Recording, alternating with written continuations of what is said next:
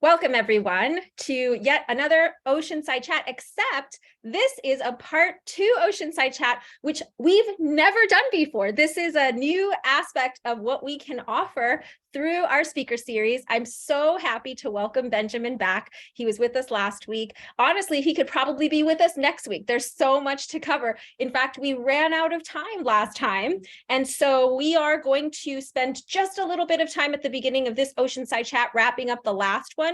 And I think one of the most important aspects is to see if you guys have any questions. A good portion of the Oceanside Chat series is that you guys get an opportunity to ask these specialists questions that you have about their expertise.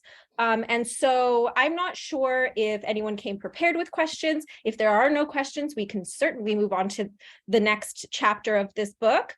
But there is a very easy way to queue questions up, and it's through the hand raise function in your reactions. And I'm sure we've all been Zooming for quite some time. You guys all know how to do that.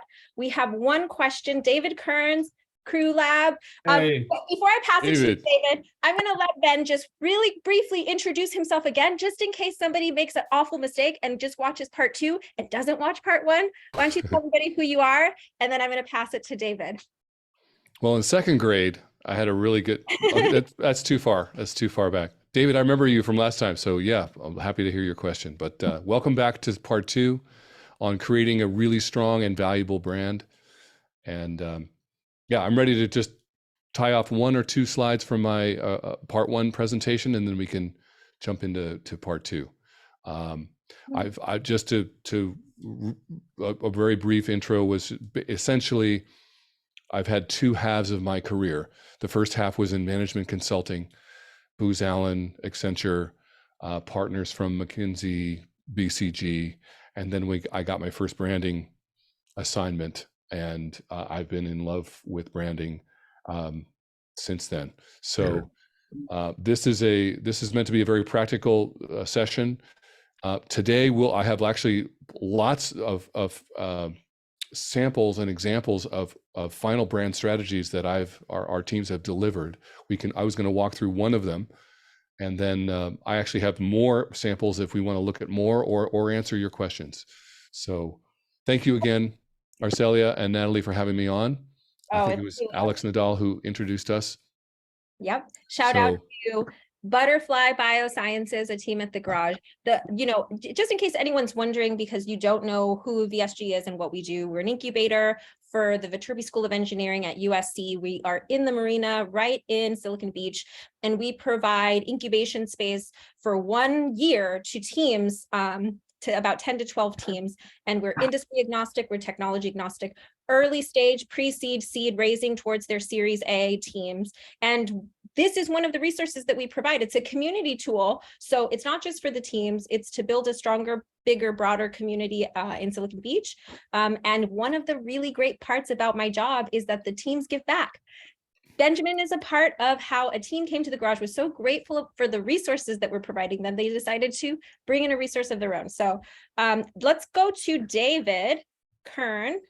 Oh, speaking of which, while he gets his video back on, David, are you still there for your question? Did you get kicked off? Oh yeah, no, I'm hanging out. Really quick before you kick off your question, our application is open for the spring. I'll drop all that information in the chat. There's an info session next week that you guys can all join in case you do want to know more about the Garage and what we do. Take it, David. Well, shout out to the Garage for setting this up. Also, Alex is the man. I'm really glad that you guys connected. Don't build them up too much. I mean, let's keep it within certain bounds. Just kidding, yeah, you got to be careful, right? That's right. Anyway, last week you were speaking about something that really resonated with me is like people that are willing to put tattoos of companies on their body. And Crew Lab is in the sports tech area, right? We're building a social training platform for sports teams, high school sports teams. And I think a lot about how Ironman athletes will put the Ironman logo like on their arm, or your example is spinning. What have you seen be like catalysts for getting people to that moment? Like how can brands do a good job communicating, this is what that would mean? Or conversely, how can we start to get some of the feedback about what it means for somebody to use our product to the point where we can use that? Great question. Man. So, how do you get a company to start meaning as much to people so that they actually get a tattoo? Yeah. With spinning, with Harley, with Apple, those are the three that I know that have the most tattoo. Their tattoo ratio is is high. I think I think in spinning case, and I know the most about the spinning brand and what they've done. They didn't start out to try to get people to do tattoos, right? What they did was the people did the tattoos on their own. What they did was they have a very meaningful experience when you do a spinning class, or when you go through a spinning training to become a spinning instructor.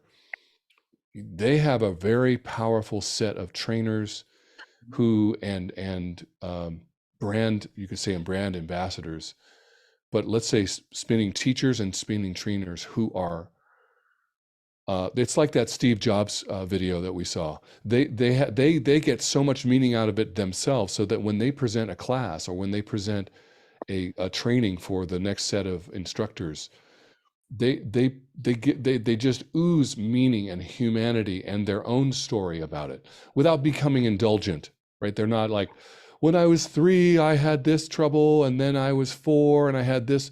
But I sat through a bunch of the trainings in spinning, and I obviously went to a ton of classes, and so did our whole team. And it really moves you.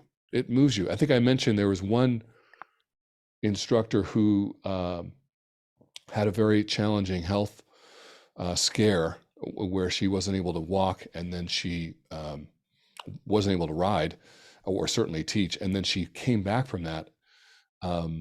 And she was one of the first people who put a tattoo on herself. That's where I first found out about a tattoo. So I would search in your network of users, your high school students, maybe coaches, maybe your staff, and the way we found out was, I found out with just a conversation. She showed me. And so maybe you could, one thing you could say was, hey, does anybody, an email blast, does anyone have a tattoo? Either of our, maybe not yet for Crew Lab, but maybe maybe if you don't want to get too many responses, a tattoo of a company or organization or a something larger than yourself that means a lot to you. And then you maybe put on I would write it. The second part of it might be, and obviously if anyone has any tattoos for Crew Lab, obviously I'd love to hear not just why you got it, but what does it mean to you? And if there aren't any, or there's some that they have this tattoo, then you can say, what does that mean? And then ask them about that tattoo, even though it's not Crew Lab. And then you say, I'd love to talk. How about Crew Lab? Can I just ask you what Crew Lab means to you? And if you approach that conversation, or others, it might not have to be you. If you approach that conversation really just open and ready to hear what they say, you won't, in a way, you won't almost need the tattoo, because they'll tell you, like, as I said, when we did the tattoo, we did it on Facebook and Instagram. I don't think we did TikTok, but we did a big invite. Whoever has it, can you send a picture of it and then tell us? It wasn't the pictures, it was what it meant. And they would all write. Of course, we did a little collage of all the tattoos, but it was the meaning. And I just read a few of the things in front of the executives, as well as some of and some of those trainings for some of the would-be instructors, and it just knocks everybody out, because it's just right on back to all of our own lives and how it helps us. There's one person, I don't walk very well, but when I'm on the bike, I fly. I get it's emotional even just talking about it. That's the kind of what, and it's so when you let's say for Crew Lab, when you have people having a networking about high school sports, Or what does high school sports mean to you? What does your coach mean to you? What does the experience of sports do to for your life? Well, we're here to help that. And I'd love to hear what that means. My God, you should have reams and reams of information of people offering and people love to appreciate being asked that. So I would open that up to everybody, and I would say we should do that with Viterbi and other, USC. What does USC mean to you? More company, it's free, and people love to be asked and celebrated.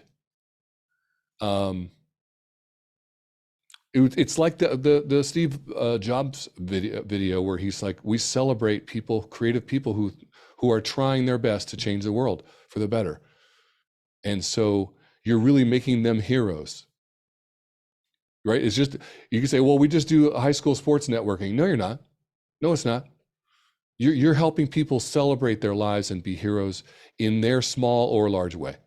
And if you ask them about that, they will, coaches, teachers, students themselves, parents. Is there anyone that you know that I could ask about what Crew Lab might have meant, or what brought you to us, and do you enjoy about it? What does it mean to you? And some people, not every single person will open up and knock you down with a heartfelt story, but many will. Great question. I appreciate the question. Oh, I appreciate the answer. And I love leaning into stories that aren't necessarily around us, but around them. And because one thing we talk about is making a coach a hero, or an athlete a hero. Like we're just a tool, right? I think you talked about the ingredient brand that really resonated. We're just an ingredient, right? But it's that kid that made it an extra day, an extra month, or a coach that didn't quit because they had something bringing them back. Like that's what's really meaningful to us. So I appreciate that framing. Really good question. And I'll touch, this is perfect for jumping in. Should we jump in? Yes, I think we should, just because I know there's so much to cover, and there are probably questions at the end. Okay, I'll leave lots of room for time, so I'll make sure to move quick. Let's see if we can. I'll go down to, so there's the Steve Jobs video that we looked at last time. And then we watched the ad that he helped produce, the second most amazing ad of all time. He was responsible for both of them. I talked about the Wall Street Journal exercise where we, with the executives, 25 executives, the head of a top 5 commercial bank in Silicon Valley. You will all know that bank. And they all wrote their own headlines, and it was a fascinating creative exercise to try to actually capture what does our brand mean to us. And that informs the brand. As I said, that's not enough. Most companies do think that that's enough, right? Of what we want to say to the world, what we stand for. But these insights, these headlines need to be tuned with what customers want and think about, and then also to what the competitors are claiming as well. So we'll talk more about that.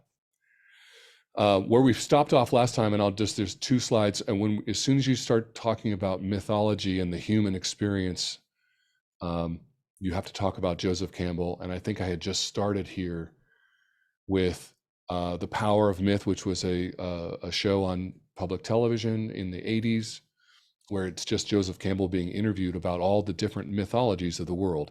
And the reason that's, people think of the word mythology, that it's just sort of that's in a past time, and that that's the Romans or the Greeks or the African gods or the Hindu gods or a current god or gods.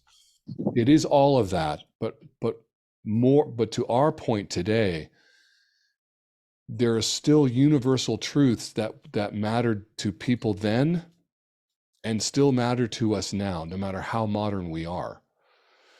And no matter how digital we are, we still have, and that's why that one definition of the word myth, which is that it's something that never was, but always is. It's about truth in us that still lives in us. And when your brand can have that layer of truth, that's what I would call ancient truth, or sort of permanent truth, as well as a cool modern face, a cool modern, a hip, cool new thing. Now you've got a brand that is working on all levels, on all cylinders, and that's what we want.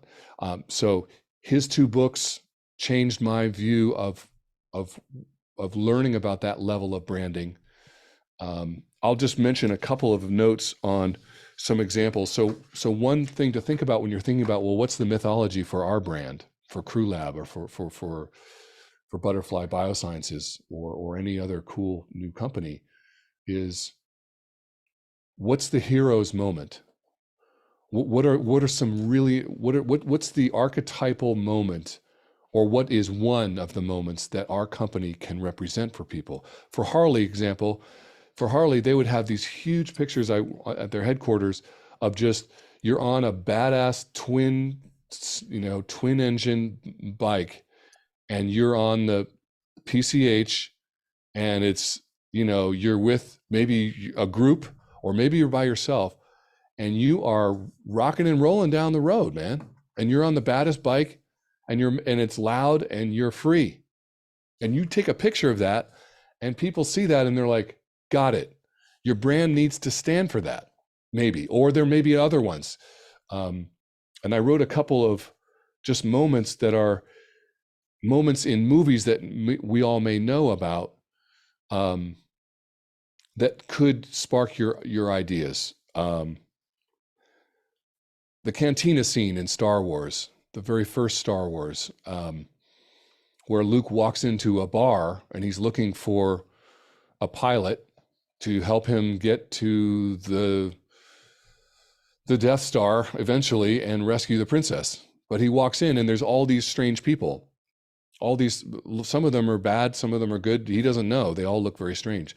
That's called a threshold moment. That's where you're walking out of the safety of your world and you're walking into this new world that you're going into, whether that's Crew Lab or high school sports or sports equipment or electric cars or biosciences. You're walking in. Is your customer having a similar thing? Do they have to walk into a strange moment in your world? Yoda, Jedi, there are so many, these aren't the droids you're looking for. If you remember that line where you're trying to mind, you're being trained by Yoda and by Obi-Wan Kenobi, and you're on this hero's journey. You're trying to save the princess or start a company or any hero's journey.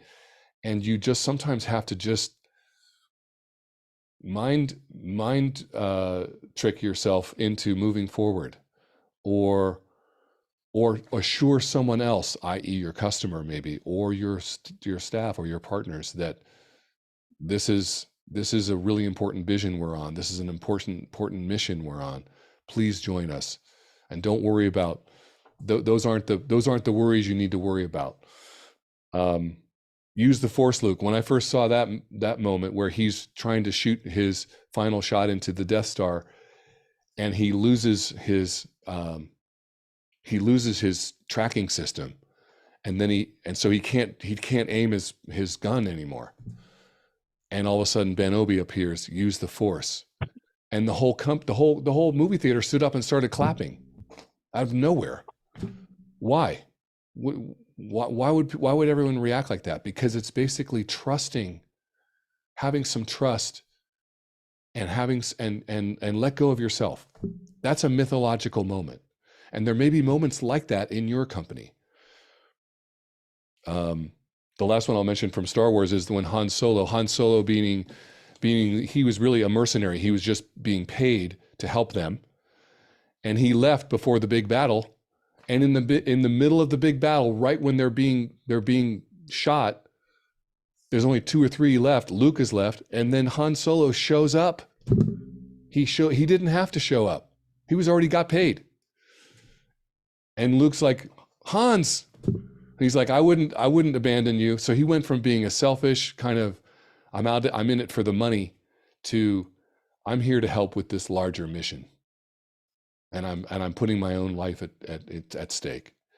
Those kinds of moments are They hit us in movies because they also hit us in mythology. They hit us in our lives when we see someone sacrificing or journeying or taking on a bigger, almost, a big enemy, David and Goliath.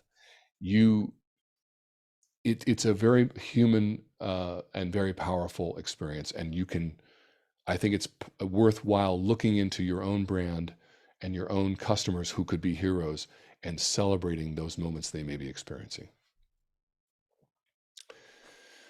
The last slide here on this last presentation, then we'll move to the sort of the section of the main discussion today, is storytelling, more storytelling. And the other person you have to mention is Carl Jung. Carl Jung was a Swiss psychologist and psychoanalyst, and he studied mythology from the inside, basically studied why do we have these stories, why do we have these characters in us, and he invented the word archetype, or essentially popularized it. And what an archetype is a universal character, a mother. Everyone knows what who a mother is. Everyone knows who a father is. Everyone knows who a trickster is. Everyone knows who a joker is, or a clown.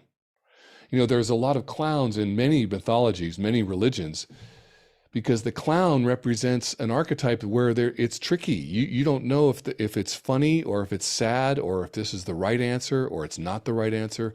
And so it's good to remember that it's really the clown in you, that you think you have the right answer. You still may not have the right answer. So stay open. And these universal characters and situations are in almost all big stories that we've ever known. Any story that we've heard many times, whether it's Shakespeare or Greek stories or mythology stories or legends, David and Goliath, we all know what that is.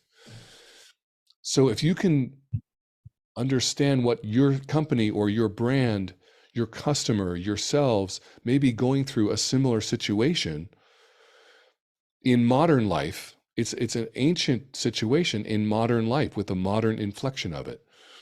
And how can that inform and your communication of your brand? And this is, you can see here on this slide, a couple of, on the lower left, you see there, it says archetype. I don't know if you can read that, archetype, vehicle, and other brands. So the archetype down the left there says ruler, explorer, an innocent person, like a child. Everyone knows what a child is. A regular person, sometimes it's called an everyday guy, like Jason Bateman's characters on Ozark, or, Tom Hanks plays a lot of regular, everyday persons. A guru, that's Ben Obi-Wan Kenobi, or in The Matrix, the outlaw, right? Everyone knows what an outlaw is. Everyone knows what a magician is. There are 12 here, and some people argue there's more, but these are 12 great examples of archetypes, an archetype character, and then what's a vehicle, what's a car brand that is that character. So an outlaw, it says here Harley, right? It doesn't say Honda. Nothing wrong with Honda, but you're not an outlaw brand, right? MTV used to be an outlaw brand. They were the first ones to come in with music videos 24/7. They played a little bit more risky content than most other channels. Is that you? Are you kind of an outlaw brand? Apple used to be seen as more of a challenger brand, right? During the Steve Jobs era, I would argue it was seen as the challenger to Microsoft and to IBM. And so you could call that a hero or a challenger. There at the bottom, there's a hero and a challenger. Are you a challenger brand, right? Are you a lover brand? They have here Hallmark, a Hallmark card is, you could call that a lover brand, or an innocent brand. An innocent brand would be something like Dove soap, right? Dove soap is not an outlaw. It's not an outlaw brand. It's kind of funny to think of it. The idea is not to try to over categorize your company or your brand, but it can be helpful to say, okay, yeah, we're an outlaw. Or we're trying to go against the grain. We're a bank, but we're not a bank, right? T-Mobile does that. We're the uncarrier. So they have an outlaw, I wouldn't call them maybe a fully outlaw brand. I guess you could, but they definitely have an outlaw streak. They have the fuchsia color that everyone can recognize. They did the John Travolta, controversial, whether it was a good ad or not, but they did a John Travolta ad at the Super Bowl. So that can inform your tone. It can form, and sometimes, in fact, many times, you're part of several of these. You could be a regular person, like a Honda they have here, and I agree with that. Honda is kind of a regular brand. It's not an outlaw brand. It's not a ruling brand. A ruling brand might be Rolls-Royce. Yeah, Rolls-Royce they have here. That does have kind of a ruler kind of feeling to it. But these are archetypes, and I did exercises. I do those, and the teams run these with our clients to help articulate and in a way humanize. If your brand was a character, what kind of character would it be? It can help, or if your clients or customers are a character, if you're building products for mothers, let's say, is she a hero? Yes. How? And how can we celebrate her heroicism? Or for kids, or for dads, or for pro sports, or what, Nike is, I would call that it celebrates great athletics. So you could call that a challenger or a hero kind of brand. Explorer, I think we had Land Rover. Yeah. Are you an explorer brand? Are you a brand like SpaceX? I would call SpaceX kind of an explorer brand. They're pushing the horizons of humanity. So I've mentioned, so we have Joseph Campbell with all the mythological moments and stories that's worth looking into, and then we have Carl Jung. So those are with the archetypes, and I put those in there because we actually do those exercises with our clients, and they're modern clients, they're CEOs, and the truth is, they'll walk into these workshops that we do, and we've talked about the brand financials, and we've gone through all the analysis and the management consulting side. And I have to tell you, after a little periods of a little bit of maybe resistance or reluctance, they just love the creative exercises. They love it. They love writing their headline, and they love sharing it, and it's meaningful, and it's part of doing great branding. So let me pause there. That's the end of that. That was the last presentation. Why don't we stop there for any questions, and I can get ready with the next section. While you pull that up, I'll just add that I can totally see how executives and C-suite people who truly love, the business, spend so much time in the operations that they don't get an opportunity to speak emotionally about what they're doing. And it's the same as you were mentioning with the customer. There's just a genuine interest for people to connect.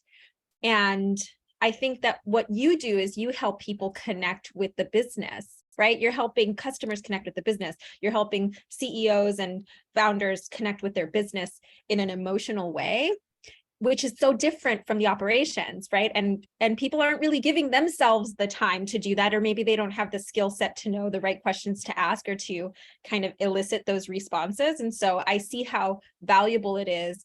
I mean, obviously you can't live in that space, otherwise your business won't work, but to be able to, at some, during very important moments, these big kind of transitional moments, to spend some time getting emotional about your business and connecting to it, I see they're like, what value? I mean, like, that's crazy value.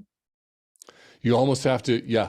And you can't, right. You need them. You need the finance people. You need the operations people, the cold-hearted and analytical, no, we're not, or the manufacturing expertise.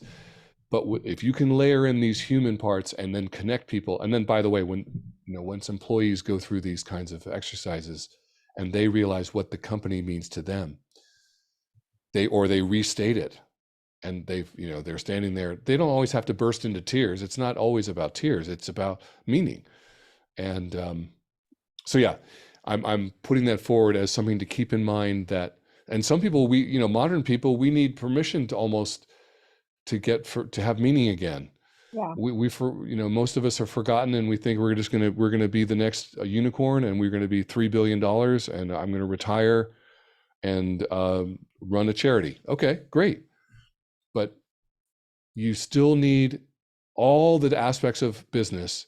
But this is one where, especially when you're establishing a brand, why not establish a brand that has human power along with all the analytical strategy and sort of commercial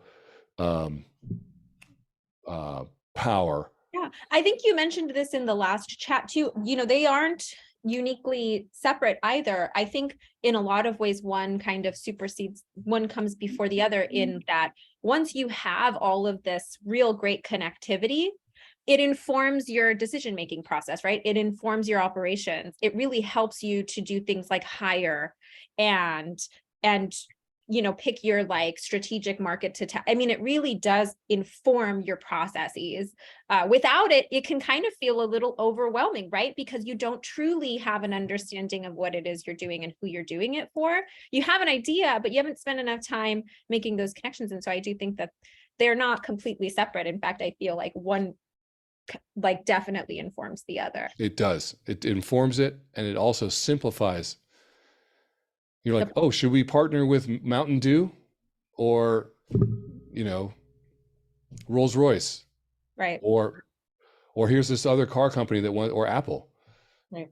Or should we hire this person who gives us this kind of energy or not? By the way, I went to Trader Joe's the other day. I mentioned Trader Joe's in the last session, and I went there again, and there was very few people there. I was checking out, and I said, they have a bell. There's a bell right next to every cashier. And I was like, so have you used that? And I know they've used it. I've heard it a few times. And I'm like, oh yeah. She's like, yeah, well, the owner really likes to run it like a ship. And that's why we have a bell. And that's why we don't have a loudspeaker. He thinks it's really disturbing. And we're all called shipmates. And we're called mates, and one bell means this, two bells means this, three bells means that. And we walk, and he said, oh, and then the final thing she said was, yeah, I said, it kind of affects, I just love all the people here. The people are sometimes quirky, but they're all so really cool. And she said, yes, in the interview process, they said to us, we can teach you to do grocery, we can teach you to do stacking, we can teach you to do ordering, we can teach you to do pricing, but we can't teach you to be a people person. We need you to have that on the way in. And that's about the only thing we need. And so I said, can I take a video, and then I'll show it to these cool all the cool USC entrepreneurs. So I know I didn't say that, but well, you should have. I'm just kidding. Yeah, so we have two questions, and then of course, because we're already like halfway through, I get so nervous because your content is so good that I want to make sure we get it all in. Anand, let's keep these two questions nice and tight and right so that we can get into the next section. Anand, take it away, and then Priya, you're next. Got it. Thank you. So in the last slide, you mentioned about the archetypes, right? And I want to understand, are you looking at the brand from, when you do this exercises, is it from the founder perspective? Because we're all founders. Like what are we trying to do? Or do we have to look at what our customer is and then kind of bring that archetype back into us? Great question. I'm just going to go to that slide. It's paused. Maybe it was, I don't know. Can you still hear me? I can just answer it. Yeah, we hear you. Okay. Great question, Anand. And I would say it's helpful to do both. I think the exercise is to do both. Our company, right? So let's say you're a founder, and you have your company. What archetype is our company? If our company were a character, what character is that? And it may fall exactly into one of those 12 or something close to that. Let's build that and understand some details and agree this is what that person would look like. It's also helpful to say, who is our customer? Or who is our partner? Right? Maybe a partner in the ecosystem where in your industry that's an explorer, or that's an outlaw, or that's an innocent. Or our customers, are our customers innocents? Are they kids? Are they rulers? Right? Are we selling Rolls Royces? Are we selling really just a simple toothbrush? It helps to build, I would say, both. So the last thing I'll mention is that I think the danger that many entrepreneurs, founders like yourself can sometimes fall into is they get too worried about or celebratory of themselves, and they forgot about their customers, helping their customers be celebrated and be the hero, not just their own self. Of course, we all feel we're you're making a company, you feel like a hero. I don't want to speak for you, but you might feel like we're a hero, or we're trying to be heroic and bring a great company to the world, and obviously make money, but also do something good. But I think that's fantastic, but also make sure you spend as much or more time on finding and celebrating the hero in your clients, and then making, just the way Apple did, creative people, we believe creative people can change the world, and they would have a MacBook Pro or a Mac to do that. So both is your answer. Thank you. Great. Moving it to Priya. Thank you. Ben, thank you so much. You talked about the universality of these human qualities, which we all agree with.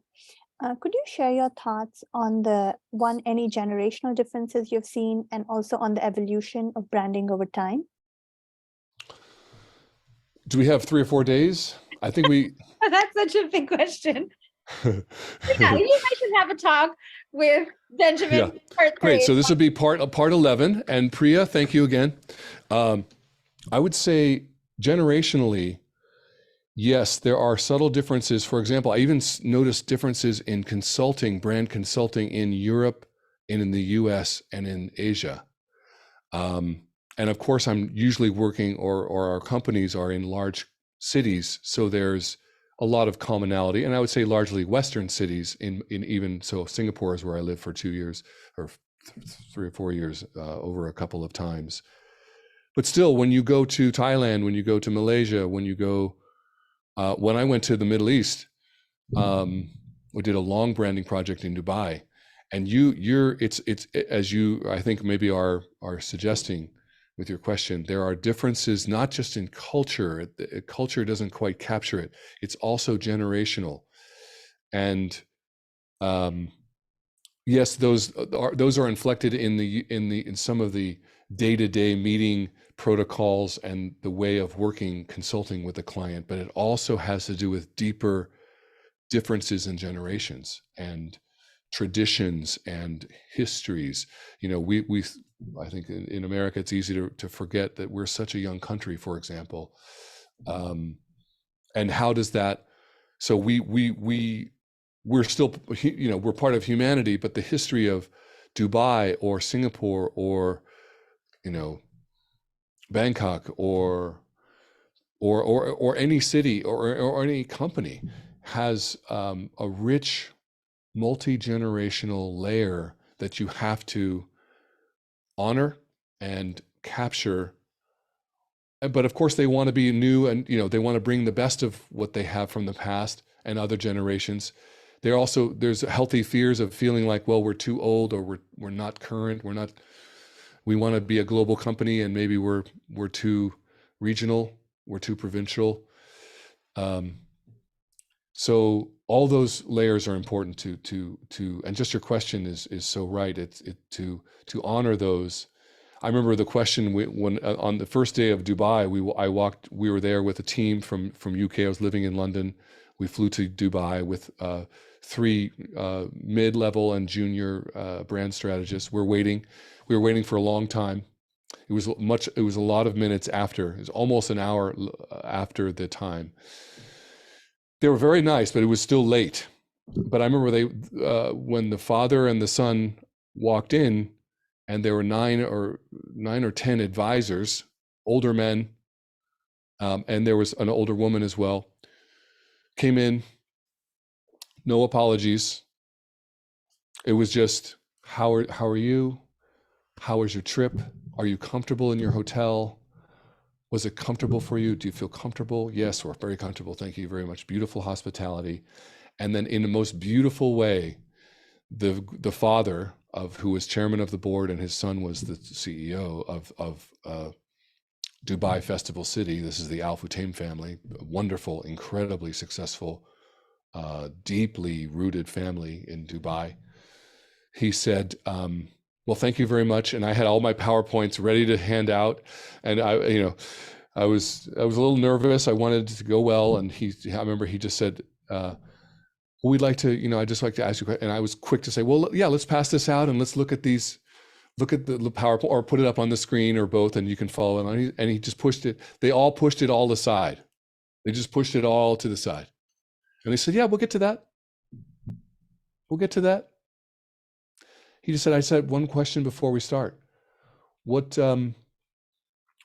being that you're living in London, you're from the US, you lived in Singapore, you lived in Canada, can you walk us through how we should, and why we should listen to your recommendations about our brand? This is before we started. We haven't even started, and they've already paid it, right? They've hired us. And he asked it in such a sincere, calming. I was terrified. I was terrified. But when I stopped being terrified and just listened to his question, it's a very good question. And I just began by saying, there's no way we need you, all of you, the team, the family, from top to bottom, all to the sides, to help us with the history and the culture and the meaning. What we bring is branding principles to make sure that this brand we're building for this real estate, it was a real estate project, carries with it all the layers of branding to its best and optimum impact for this part of the world. And I learned later that we never did PowerPoint again. No more PowerPoint. And it was terrifying, because we just want to jump to PowerPoint. It's much easier. But they have conversations. That's an example of it's conversations. And I remember I interviewed, we interviewed hundreds of people, and we came back and they just said, yeah, just tell us what you learned. Terrifying to a young brand strategist who I was used to PowerPoint and showing all the numbers, and here's a word cloud showing the words that were most mentioned. And he's just like, yeah, we'll tell me right here in front of the 9 advisors who were just sitting there very quietly, just looking at me, not taking notes, just watching me squirm. And it was so good. It was so good, because then you all of a sudden, you're right. Wow. Okay. What did I learn? And you have to remember. And it brought out the best in our team, and it brought out a new layer of understanding about generations and what branding is beyond Marina del Rey, or beyond Singapore, or beyond your company. It taps into deep principles, and really at the end, as you said, Arcelia, it connects with people. And if you keep your eye on that, you will have a brand that does what it should. Yeah, I mean, I can understand that there are, huge dividing. I mean, we're all human, right? So we have the human experience, but there's huge dividing lines between generations and cultures. You probably have to. My guess is, you can tell me, Benjamin. You probably have to do, if you're entering a new market in a new country, you probably have to do a whole new strategy for branding for that country, not just because of the fact that there are cultural differences, but like, where's the buying power? Is it the older generation, right? Your target market might be the young people, but that the culture might be that the older generations pay for all of that. And so therefore you have to find a new way to think about your brand where now your target market isn't who your original customer is, right? I'm sure there's just like a million. It's a million things, right? You know, for example, I think I mentioned last time we did a branding project for one of the big credit card companies. You can think of 2 or 3 right off the top of your head. It's either Visa, MasterCard, or American Express. I'll just tell you that.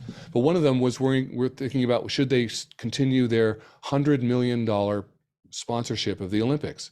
That's a really important question. And what would it do for our brand? And why? And if we don't do it for that, if we give that to our competitor to be the official sponsor of the Olympics, what will we do with the $100 million? And should we do that? Yeah. Or what else should we do? Or why not? That's a very modern question. But I remember I worked for the same credit card association in Thailand and in Malaysia, and their problem was not about $100 million official sponsorship of the Olympics. They were concerned with how do we, in a country and culture, not just those, anywhere in Southeast Asia, where many people at that time were using cash to buy things, and proudly so, not going into debt. How do we increase uptake of credit cards? Or first debit cards and then credit cards. Most people have an aversion to banking, or many people at the time. So that's a whole different, so how do you build a brand that does that appears safe and appears modern, but doesn't look, that I would say addresses the brand liabilities. In this case, there's a category liability with all banks. In those 2 countries, there's a flavor of that liability. They don't want to deal with a bank. They only go into a bank maybe to cash a check, and then they're out. They have their cash and they buy everything with cash. How do you get them to maybe even be interested in a credit card? So you have to, as you said, Arcelia, you have to, and that's where management consulting, where you have a client that needs help with a business problem, you better be able to very quickly show that you at least have your scope, you at least know what you don't know, and you go very efficiently to acquire what you need to know using their help, and then saying, now we're going to bring a brand to that. It's one of the many reasons why I find branding to be absolutely, I think it is the key to great business. You need a good business strategy, but if you don't have a brand, I'm sorry, it won't connect. And that's why I've been in love with it for so long. Now, I know we have 2 questions. However, we haven't even jumped into the new deck. So I'm going to just ask that Hanyan and Anna, just for now, reserve your questions until we get through some of the next section, just because we're literally at 10 till 1. I'm very happy to go over. This is going to be recorded. I know it's a Wednesday. You guys all have work to do and time is very valuable. So if you guys have to bop off at some point, I'm going to stay on with you. Benjamin, we can take this to its measurable end. However, we can always try to pressure Benjamin to come back and do a part 3. I'm already thinking about that, but let's get back to the presentation. Are you okay with that, Ben? Absolutely. And thank you for that. I'm trying to reshare, and it says screen sharing has paused, and I say resume, but it doesn't seem to be resuming. What I see is a black screen. So let's see how, I'm not sure exactly how I can help you, except that I'll tell you when I see your screen.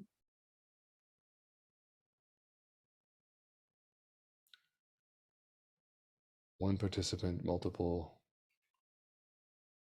All right, we'll try a little bit. And if not, I'll go out and sign again. So look, I get to where I get to select the screens. The screens. And then it says resume, share, paused. Is there like a play option? Yeah. Here, I'm going to share my screen. Yeah, can I send you this? Well, no, I'm going to create a quick whiteboard, share. Just That's to cool. Maybe refresh the system. And then I'll stop that. and then maybe you try sharing again. All right. It might give you a whole fresh share option. Not sure. Oh, probably not.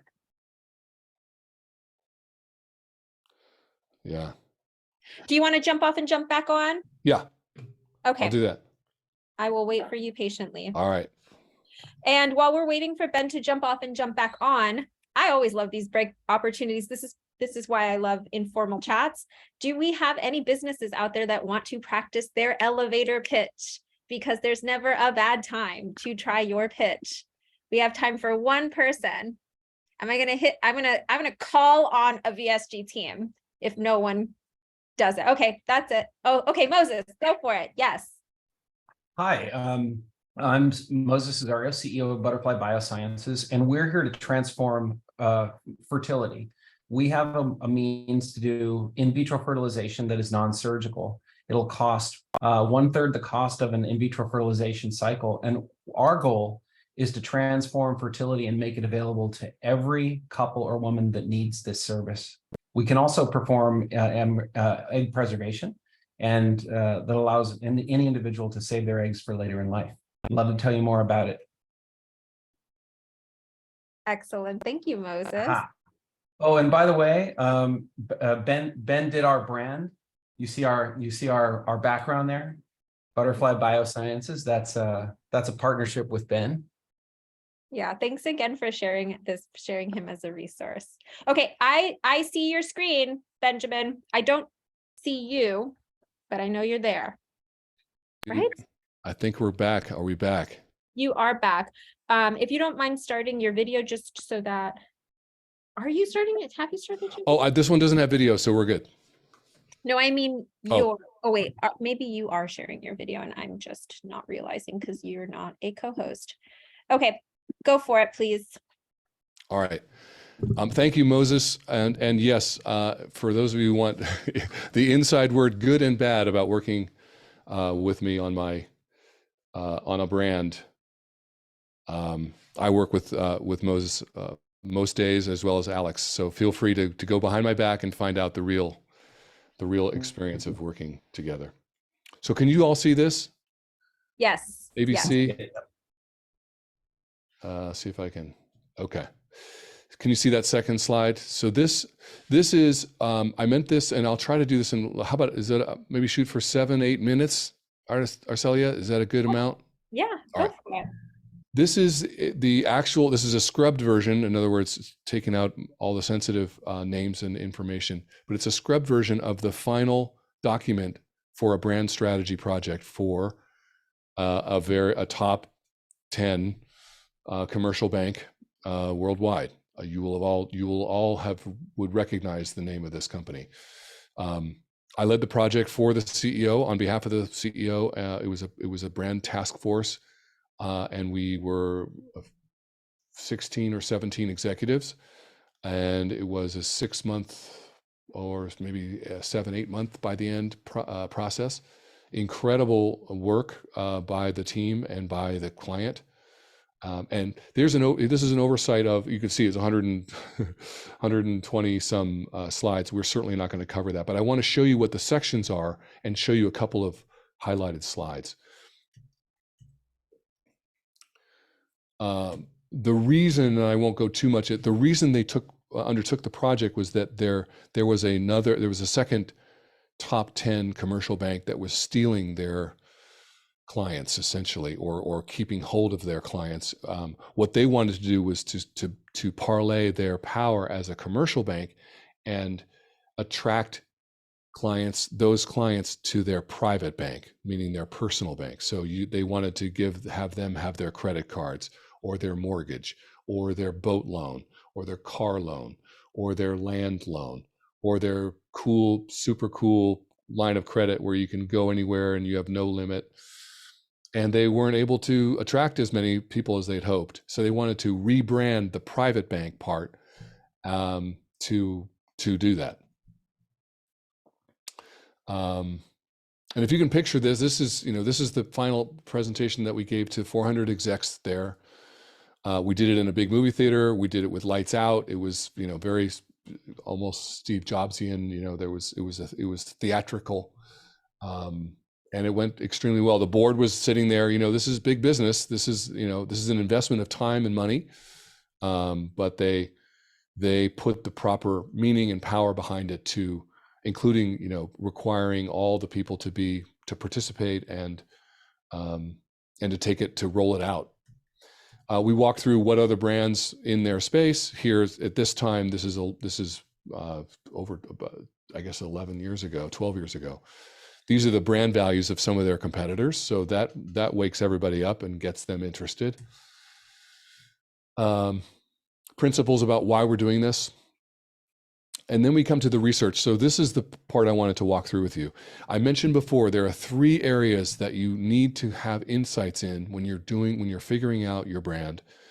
Before you start getting too ahead of yourself, you have to have three areas of insight.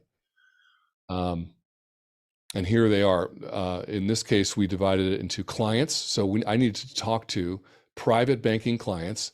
These are very, very wealthy people. They're hard to get to. They don't want to talk to brand strategists. They don't want to, they're busy. They're running a private equity firm. They're running a venture capital firm. And in fact, the people, and this may happen in your case too, the people at the bank said, well, we can't talk to them. So we can't bother them.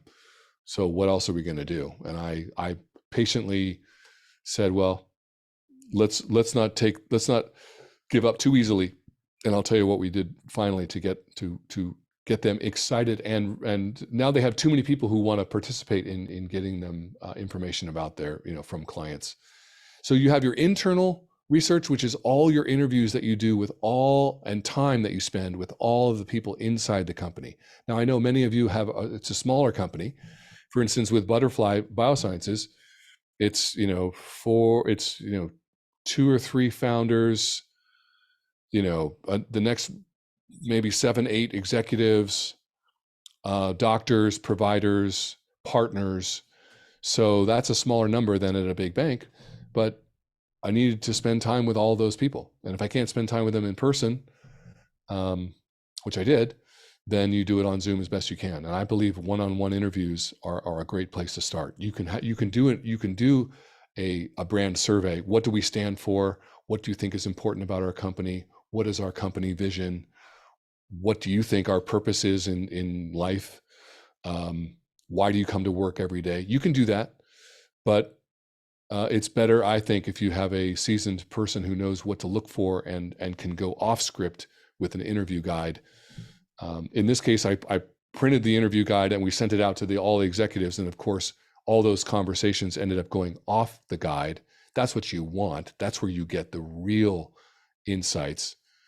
In fact, as I mentioned to Moses and Alex, a lot of times you finish the interview or the focus group or the group lunch where I'm just asking questions of people in staff at the lunch, and everyone gets up and takes their tray. And that's where someone says to you, the reason I work here is, and they drop a truth on you, which is why I keep my phone in my pocket, on my outer pocket with the recorder on. Because when you're walking out to the car, or when you're walking to put your lunch tray away, or when you're walking down the hall to say thank you so much, going to the elevator, they say, hey, you know what? I really don't like branding anyway. I don't really like the whole thing, and I think it's a waste of time. But I will say XYZ, and that's the juice. So in this case, I spent a lot of time with it says ABC, that's the proxy name of the company. I spent a lot of time with all of the people in this company. I was there for 4 months. I got in a hotel room, inexpensive hotel room, right near campus. And I spent all my time there, and same with with our team members. Then you have industry. You need to know, what are the competitors saying? And it's not just good enough to go to their website and say, oh, about us. That's not brand research. That's desktop research. I opened an account at all of these companies. I'm not necessarily rich, but I had an account at FRB, Wells Fargo, Barclays, Goldman Sachs, and they're like, yeah, and sometimes I might have exaggerated my net worth it's possible. And I asked all the strategists to do that too. No, you need to walk in there. You need to see what they say. You need to say what they call you with. And by the way, as I think about it, we just mentioned mythological moments. We mentioned archetypal moments. One of the moments for a private banking moment is you've got a client in New York. You're in California. The client in New York wants to buy a house or a boat right now. And it's Friday night at 11 p.m. and they need a document signed. Well, guess what? You fly a private jet out there. You fly your banker, the person that they know, Mary. Mary, are you up? Can you fly? Can you get to an airport? And you fly the documents, meet them at 2 a.m. They sign the document. You give them the checkbook. They can write the check, and then they fly back. If you can do that as a private bank, that was one of about 6 or 7 moments that they're like, if we can do that, we can start attracting our clients. That's an example of understanding what clients need, as crazy as it sometimes can be. And also, if you can be, in a way, heroic and deliver that moment, and then they get to buy their cool boat or not be embarrassed that they don't have funds to buy the Aston Martin at the car show, then you are helping them. So, so I met with all, and so I wrote to all my Stanford alum friends from business school. Does anyone know anyone who works for any of these companies? And oh yeah, I think one. So I talked to all of them. Oh, I used to work there and I don't work there. Oh great, I need to hear all that, all of it. And then the competitive brands, we rented out a huge room and we put a wall for each competitor. So what's their imagery? What's their tonality? What's their color palette and logo? What are they famous for? One of them was famous for chocolate chip. First Republic Bank, which is FRB, was famous for chocolate chip cookies every morning, fresh, in every branch. And also they have a water element. They have a waterfall or a pond or a lake at every single office. That doesn't mean they're a great bank, but people mention that. So we went deep into for a full day, walking the whole executives around this room. Now we're in the Wells Fargo section. Now we're in the Bessemer section. What is Merrill Lynch? Oh, I hate Merrill Lynch. Oh, I love Merrill Lynch. Or, oh, they're not a competitor of ours. Yes, they are. Yes, they are. You need to address Merrill Lynch. Or whoever else. You sometimes hear that. Well, a company were like, well, we don't consider them a competitor. I'm like, well, my job is to help with your brand, and your clients are facing product messages and brand messages from your competitor that you don't like, but it's happening. So you can fire me after this presentation, but my job is to help you face these truths and face the state of your brand and face what your clients are facing and solve this for you. And luckily I haven't been fired yet. So the 3 areas are your internal vision, whether it's 2 people, 1 person, or 500, your competitors, and then your clients. And in this case, we also had to interview all of the bankers, because bankers themselves, the individuals, Mary, who helps with with Tim Cook, she's Tim Cook's banker. I wanted to talk with Mary. Why do you work for Goldman Sachs? Do they treat you well?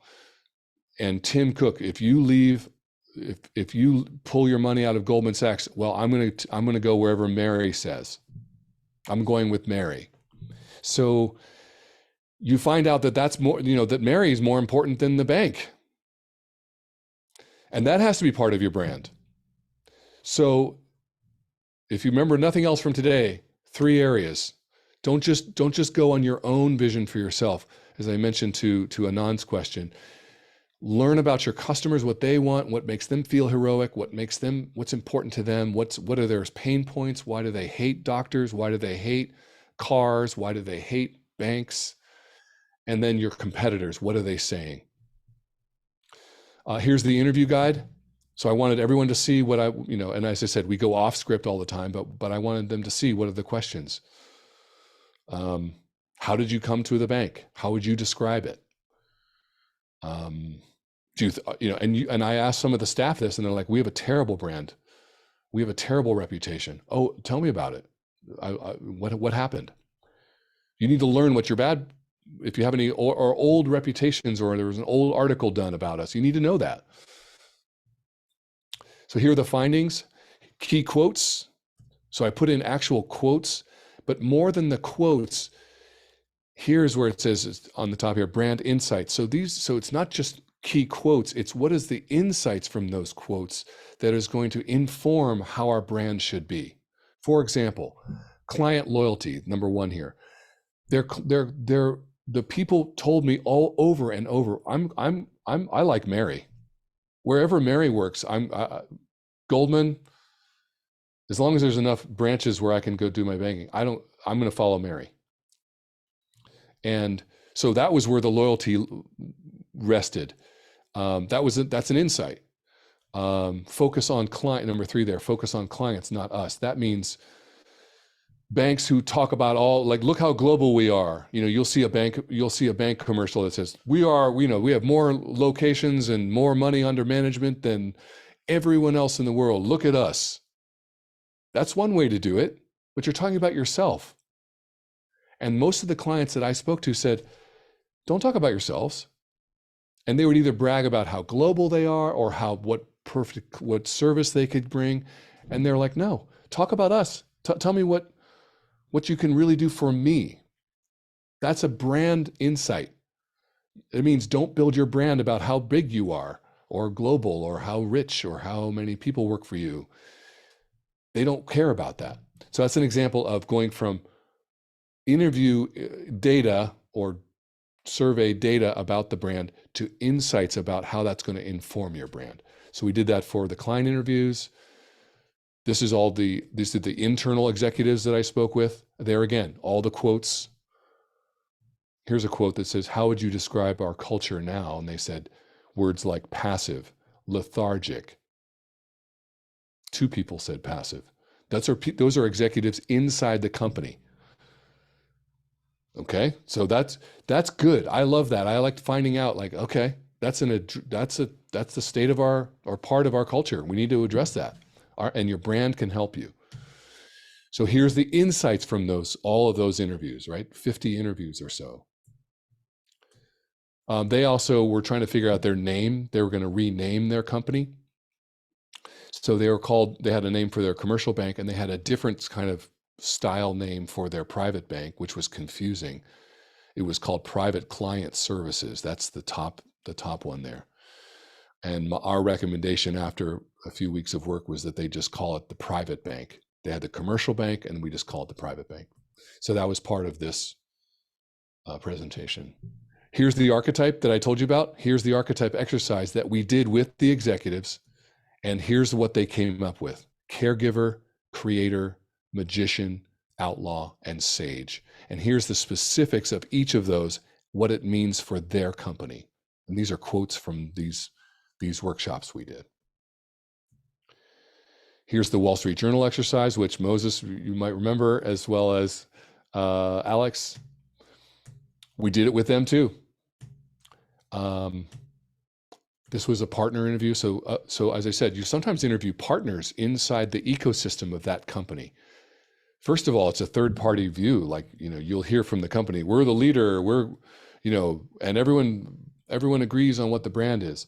And then you talk to a partner in the ecosystem, and they're like, oh yeah, we know that company. They don't know what they're doing. Or they really do, and we follow them, or whatever it may be. Here's all the summaries of the competitors. So this is First Republic Bank that I told you about, the chocolate chip cookies, but it was much more about where, they were winning clients. People loved them, and we were losing clients to them, and we need to find out why. What about their brand and service is working, and their managers? Wells Fargo, Barclays, Goldman. So here's all the ones in that room I told you about, where we walked around a huge room. This is just a summary of it, but we had it was like 24 by 12 movie theater size cutouts and like a big collage of, let's say, Bessemer Trust or AllianceBernstein. And we tried to map them on meaningfully map the brands, the brand positions on this chart. And you can see the top says personal to global. So how personal a bank are you trying to be versus how global are you messaging the marketplace? We found that that was a good separator. And then client service was obviously, everyone was talking about, we're the best in service. You know, we'll fly to New York with your documents for free, XYZ. But what's the right-hand side? Where can we put ABC Bank, private bank, that's separate from the crowd? And I didn't know the answer to this. At the beginning, I didn't know. I won't go too much into, we did find out the answer. I'll tell you the answer. This last piece that we deliver is what are called core statements, which is a vision statement, a mission statement, and a purpose statement. And Moses can tell you that we've worked on those and come up with those for Butterfly, but also any company we work on. These are simple. And the reason we have three, McKinsey did a study. I wasn't there then, but I knew about it after. It was, I think, 300 CEOs. What are the most important statements to have for your company? Do you have just a mission statement and you don't have a vision statement?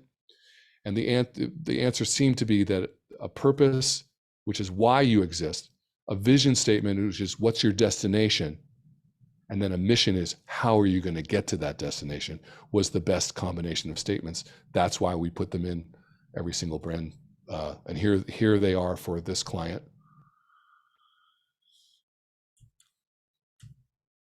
And then the last piece that we deliver is I'll just roll these out, is a brand positioning statement. And that's what I think just before the statement, we also deliver what are called brand pillars. And brand pillars are usually 3, sometimes 4, sometimes 2 key dimensions of a brand that this company or product or service that make up the overall brand, but they're key elements, they're key dimensions of a brand. In this case, number 1 here for this bank, we title it Profound Client Understanding.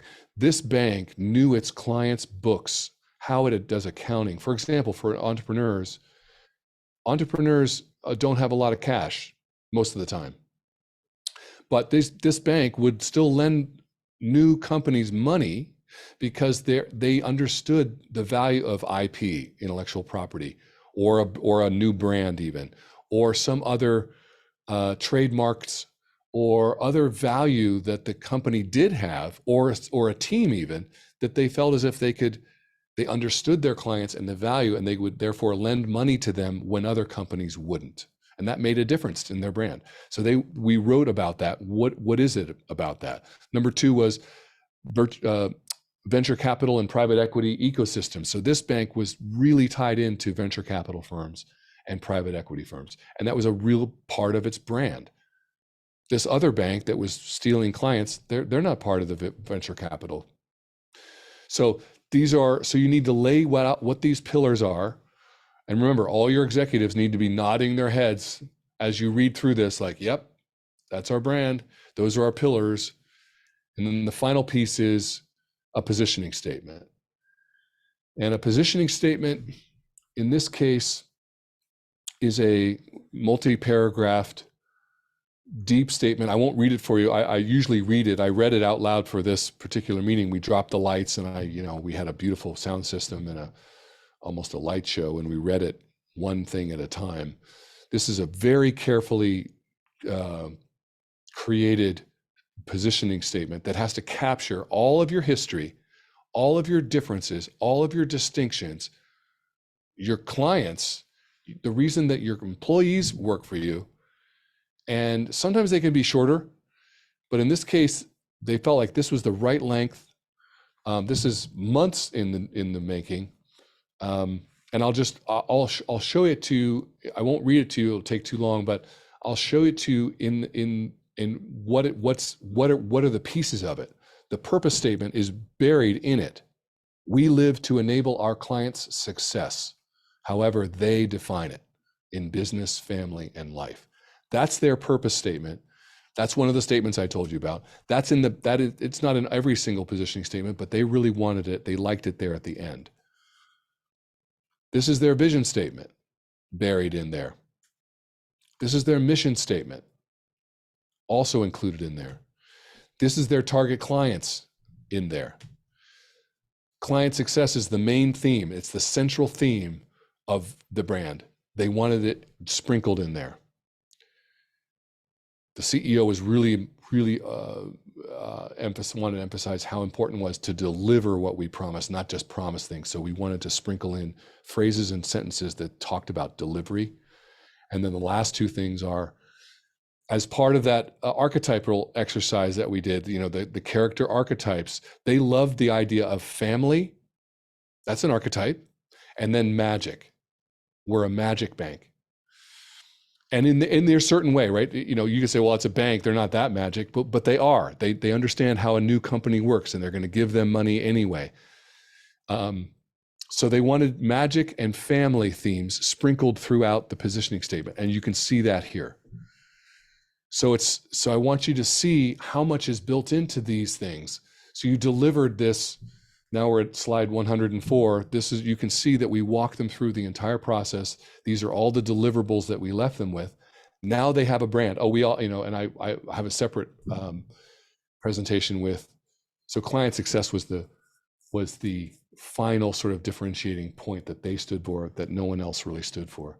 And then of course we worked on the logo, we worked on a brand video, we worked on a brand book. All of that came after this, but these are the deliverables that make up a first rate for a global brand doing it right, a brand strategy document. So I just wanted to walk you through that. And that's where I'll take a pause now, if that's all right, Arcelia. Yes. I mean, Jesus, what an amazing document to have shared with us. Don't tell anybody. It's so funny because a lot of this can seem out of the reach of, for instance, a very technical founder, right? Who doesn't, have a lot of business acumen or doesn't understand how to even begin to approach something like this. But, the way that you break it down. So for instance, that final prose is all just broken down pieces from research, and research is very technical. And so it's almost like just creating a little bit of a roadmap for a technical founder to kind of know what they should be looking for, how they should be doing it, and then how to essentially piece it together at the end. It's what a great value that you've shared with us. I hope everyone is an appreciation, because again, this is really this is not something that comes natural to a lot of the types of founders that we interact with at the Garage specifically. So I just appreciate it. Okay, we do have some questions, and as we're well over time, before I open that up, I just want to check in with you, Benjamin. How are you with time? I'm happy. Thank you for the time.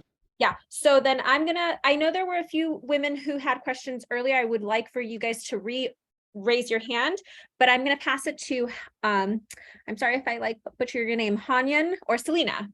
Hanyan, Selena Lee, take it away. You there? Hi, sorry. Excuse me. Do I get the time to ask a question? Yeah, no, you can ask a question. Oh yeah, sorry, I was on the phone, but hi Benjamin, thank you so much for sharing. Is he still here? Yeah, hi. Oh, I saw your LinkedIn. I like your profile picture, so cool, like a star. So I really like your story regarding heroes. Do you know the song called "Anti-Hero" by Taylor? Yes. And what do you think when you're branding a brand that, how you ties into celebrity? Would that help, or I just want to know your thoughts. You mean the dangers and opportunities of branding, yes, of attaching your brand to a celebrity? Yes. Elon Musk. As the investors, or you associate with those celebrities in a way. Yeah. I would say just that there are dangers as well as opportunities. If you're selling a piece of a beautiful outfit, sometimes just having Jennifer Aniston wear it or some other nice new star can be extremely powerful for the brand to get out there. I wouldn't call that branding. That would be almost more marketing. That would just be exposure. Yes. And celebrities can be really good for boosting exposure very quickly. Mhm. Of course, if the dangers are if that celebrity, Elon Musk is an example, sometimes proves to be unpredictable, then that unpredictability can be associated with your brand as well. Not always. I think most of the time, unfortunately, I say unfortunately, I think human beings are quite influenced by celebrity. I think a little bit too much. If we had to explain to aliens from Mars and we said, well, we just really, this person's really famous and her name's Kim or Kanye or or Elon, and we just, whatever they do, we think is cool. And, or we also don't like them and we like to get mad at them all the time. Either way, we give them a lot of power and influence. The danger is that, that's why certain spokespeople, Morgan Freeman comes to mind, or the Progressive Insurance, the young woman who, what's her name? I forgot her name, but she's on so many commercials. When you can find a spokesperson that just everyone relates to and likes, Oprah Winfrey, it can be a real, and what you want to do is just choose that person carefully. Those people are usually in high demand for good reason. A lot of anyone who, she tells anyone to buy that, they're going to buy anything that you might represent. So it comes with opportunity as well as some risks. And for the ones that have low risk, like Oprah, for example, you'll be lucky to be able to get them. Definitely. Thanks so much. Because I'm learning MBA at FC. I know the branding and marketing things, but so when we launching a business or startups, you had to be really careful with who are you associated with, like branding. And I saw your LinkedIn, you were traveling around all of the world. I love London, and you were in Asia, you were directed the Asian business, and my business, like I posted in the chat, is regarding the style. So it's like all star celebrities that have their own style. I was like, your business will have different styles. Do you think it's still good to go with one celebrity or certain people instead of you just grow organically or doing the regular business way? Because I was in Bay Area, I saw you were a Stanford MBA. I know the Stanford vibe and have friends from Stanford and they did startups and stuff. So I'm really excited to how to connect technology with human, but I still agree with you that humans are more important than technology, because I was abused by technology people in Silicon Valley before for years. And now I'm working on to get this vision to have people stay focused with styles, while at the same time, how's your insight regarding ties into celebrity or entertainment world here at ISC? I would say do both. I would still try to grow organically, but I would also reach out to those celebrities, and they could be a big name or maybe a medium name, or maybe some newer, younger actors, let's say, or musicians or artists or celebrities, stylists, who might be more open to influencers, who might be open to a deal. And obviously, we're getting now into marketing, but you're right. There's a certain part of your brand that becomes attached to. So, but there's no reason, I think you should still be growing organically as well, but maybe keep a list of, and you just don't know. You might, you might reach out to. It'd be so much slower, isn't it? Because the celebrity, of course. yeah, I like that. It's so hard to sell a company for $5 billion organically. Yes, it is work. Well, it's 7-year startup plan, IPO plan, if you don't want to go public, but I guess it depends, right? I would do both. Keep on with the organic growth and building your brand slowly from wherever you are. And also, but keep reaching out to low, medium, and high celebrities that might take an interest in your brand.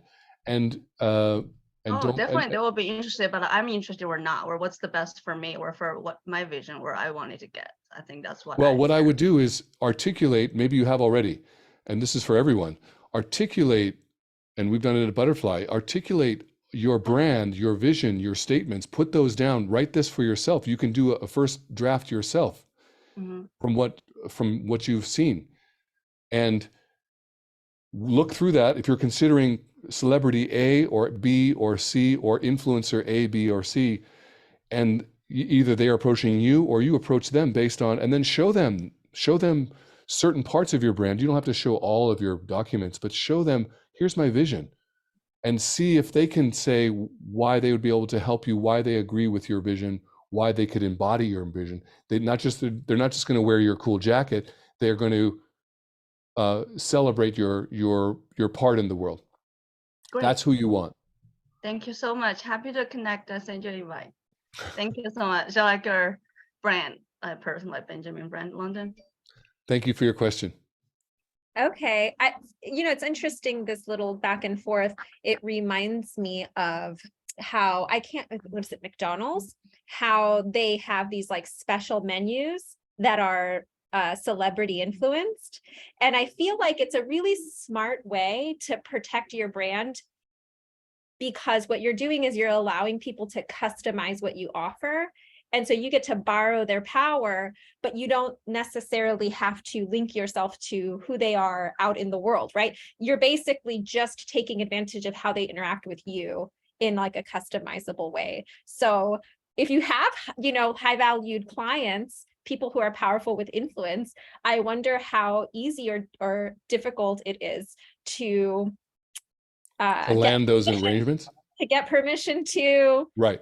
So for instance, if you have a clothing brand, can you dress up a mannequin in an outfit that's been purchased and say like, dress like Kim K, because right. of what she purchased? Like, do you own that? Do you get to own that data and then put that out there? Or do you have to ask permission? Like, I wonder, right?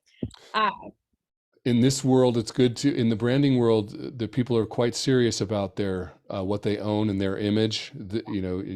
So you can't just put Kim Kardashian or spinning or even the name or the likeness onto a brand without asking. So it's always good to ask permission. But it's also good to propose, they might be very interested in owning 5% of your company or some other, and getting behind it, or call LeBron's management. And well, we don't want to talk to you. Okay. All right.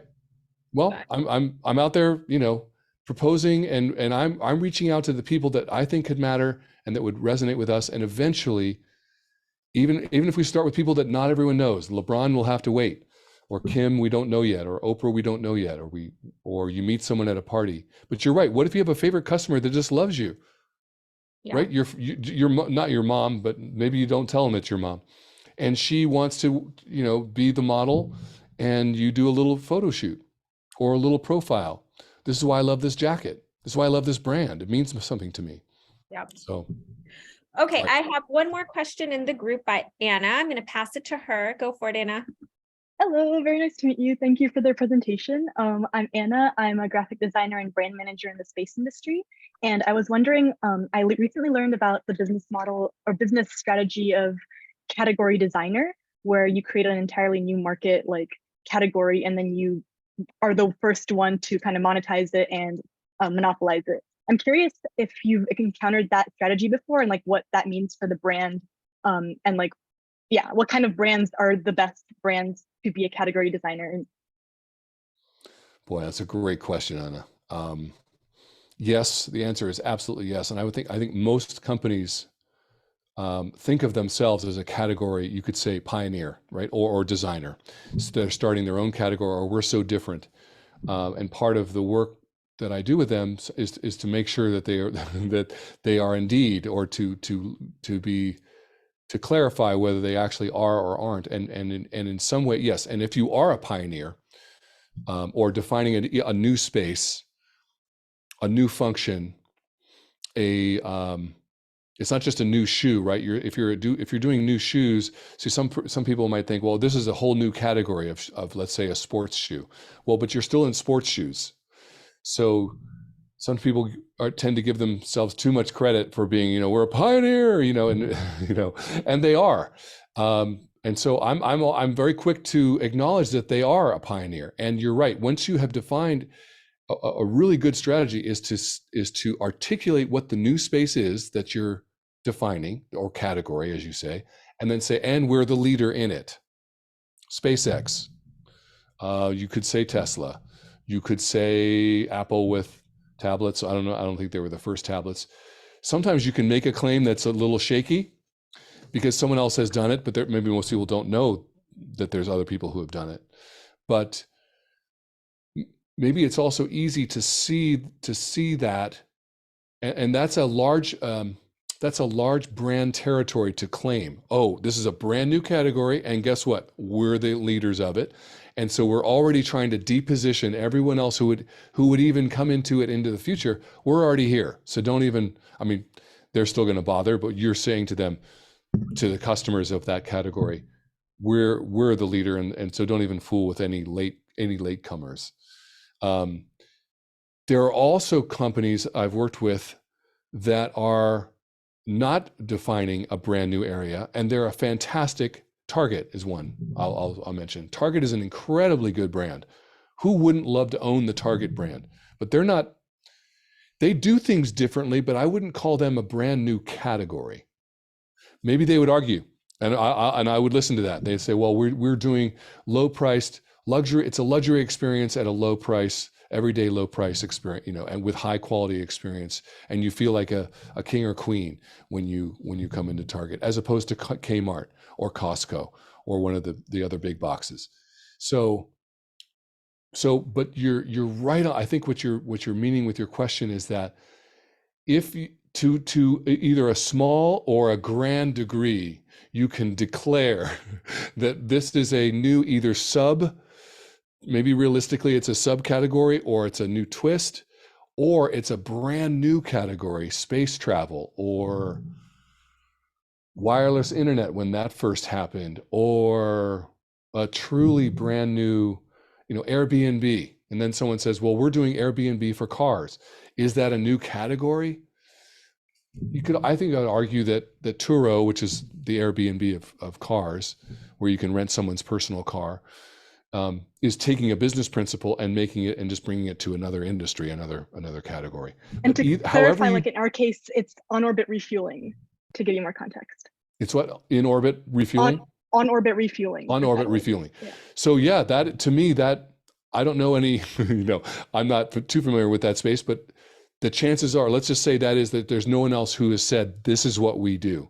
And if that's the case, that's a great opportunity for you to say, and we're the leader.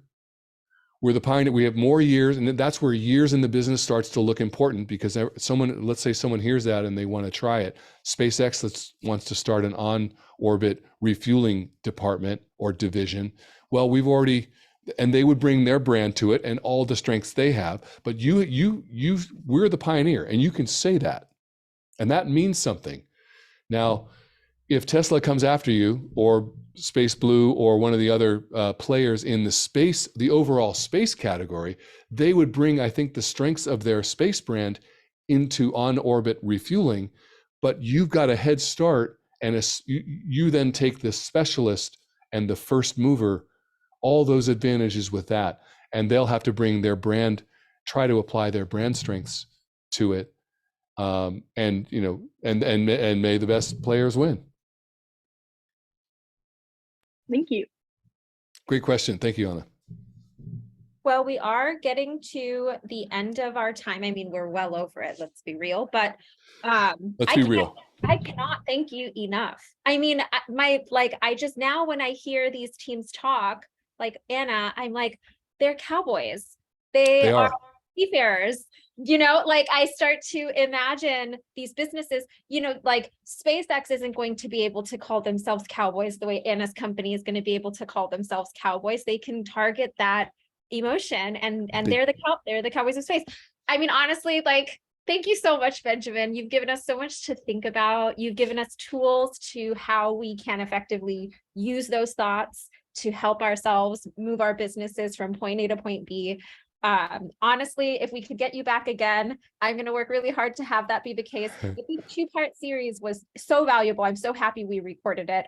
If anyone is interested in connecting with Benjamin, I will obviously share his LinkedIn, and you guys can connect with him there.